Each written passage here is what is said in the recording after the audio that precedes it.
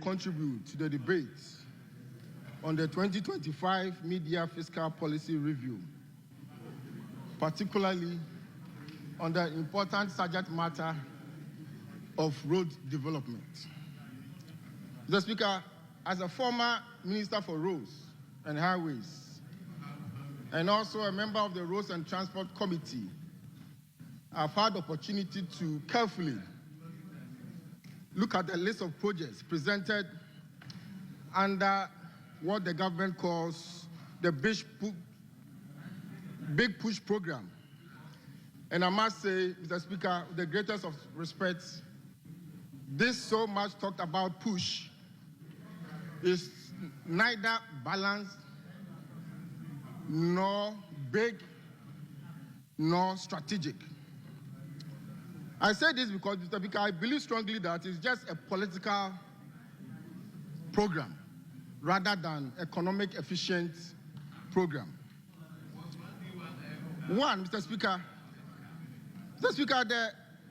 the list of programs of roads is heavily skewed towards certain regions in the country, completely neglecting Greater Accra region and Ashanti region. Mr. Speaker, these regions are the most urbanized regions. They are the most or the densely populated regions. The two regions alone, Mr. Speaker, account for over 35% of the Ghanaian population and the heartbeat, the economic heartbeat of our country. And if you are embarking on a road program to promote economic development and you conspicuously eliminate these particular regions, how are you going to explain this to Ghanaians? Mr. Speaker, earlier on, the honorable minister was in the northern region and said that the previous administration deployment of road had concentrated on certain regions. I believe he was referring to Ashanti region and Greater Accra region. I think that it makes sense. But he went ahead that this time he is going to go ahead and also do other regions in terms of the roads. For me, that is not fair to the country. That is not strategic. Because you build roads where there are human beings, a lot of densely populated people, communities. You build roads which will connect economic centers. That will drive economic development and economic growth. So for him to say that it's concentrated on the densely populated regions is not fair, and it is not the kind of development that will bring will bring collective development in the country. Remember, did you say there are no human beings? No, I said they are not densely populated regions. That's no.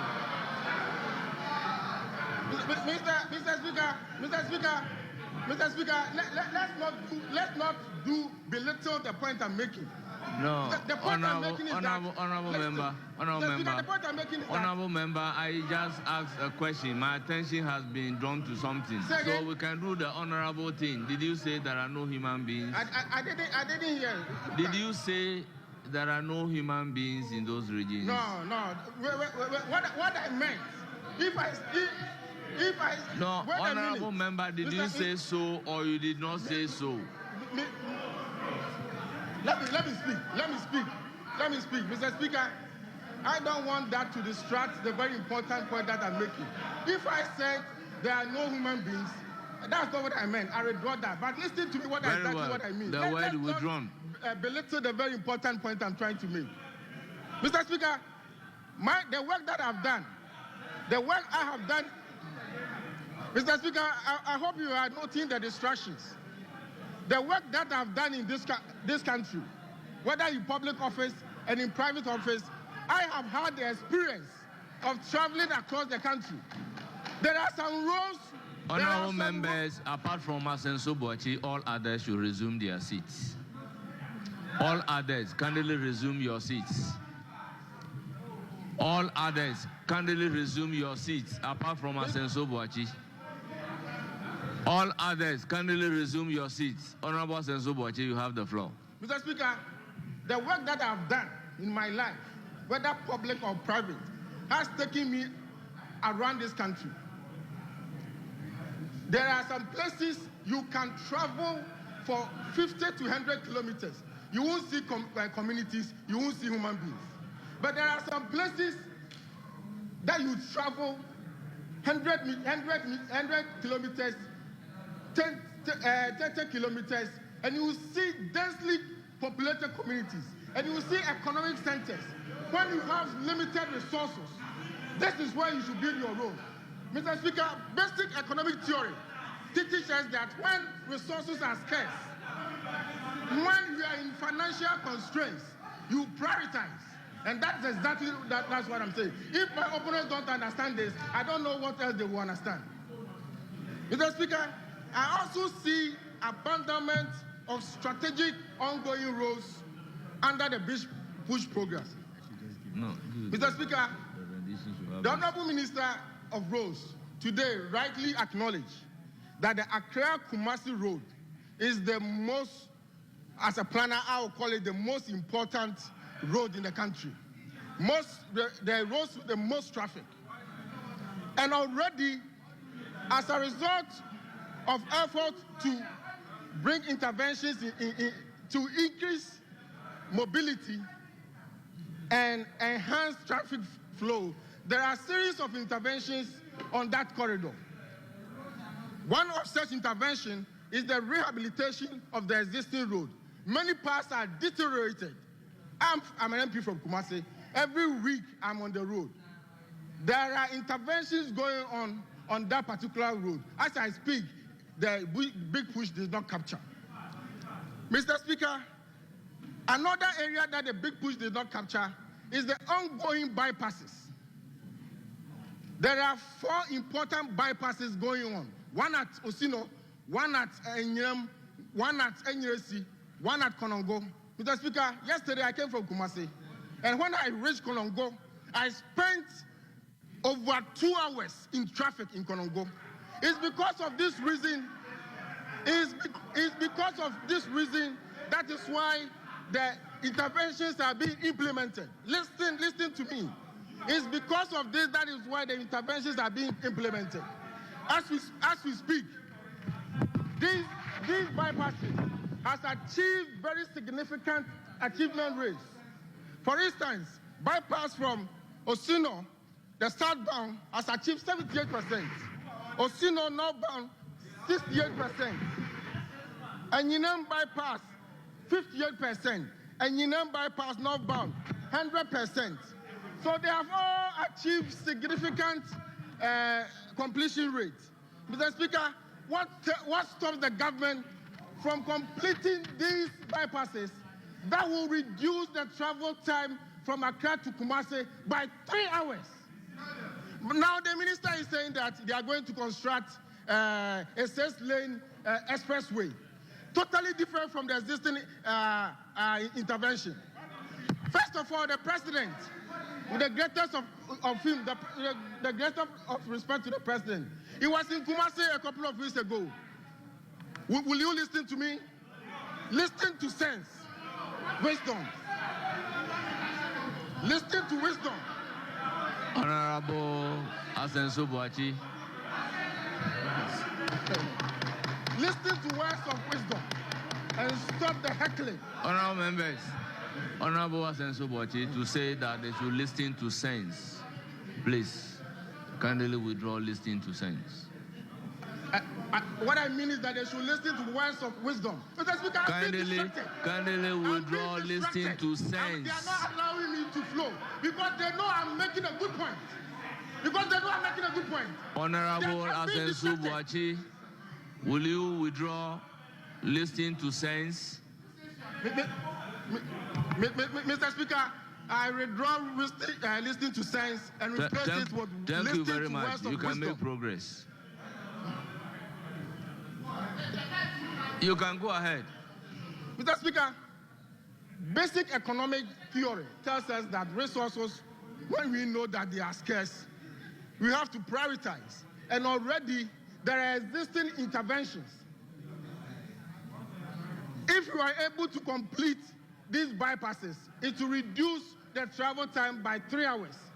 Then what will be left is 98 kilometers of undualized road. For me, that is where the government should concentrate on and complete. Once that's completed, we would have a dualized road from Accra to Kumasi. But the president was in Kumasi the other day, with the greatest of respect to the president. He said that they are going to construct a new expressway. And he went ahead to say that it will start next year and it will be completed at the end of his his term. Mr. Speaker, the Minister of Roads is here today. He told the media that they have now hired a consultant to do feasibility studies. If you have not conducted feasibility study, you don't know the extent of the work.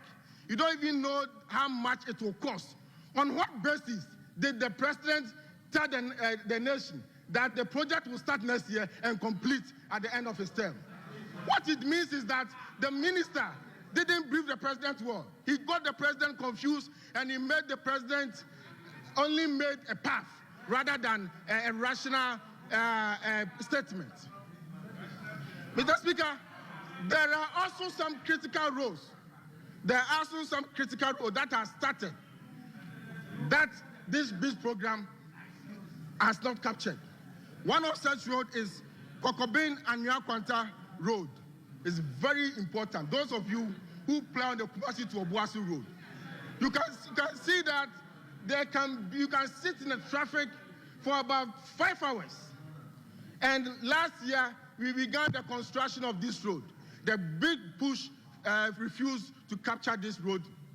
There's also Solawa, that the contract was signed last year. Solawa is a very important road.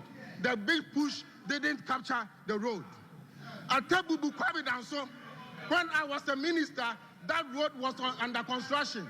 Honorable Chumesi is here. When I was a minister, that road was under construction. It wasn't captured under the BIS program. Mr. Speaker, the impact of this neglect is not abstract. It will affect productivity, it will affect national growth, and it will affect development. Mr. Speaker, another important one is the interchange.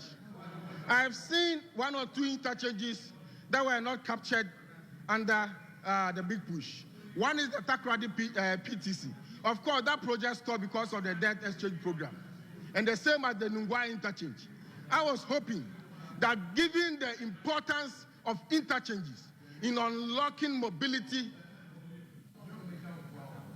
and helping in the development of the urbanized communities, I thought government will capture this in the big push, but it's not part of it.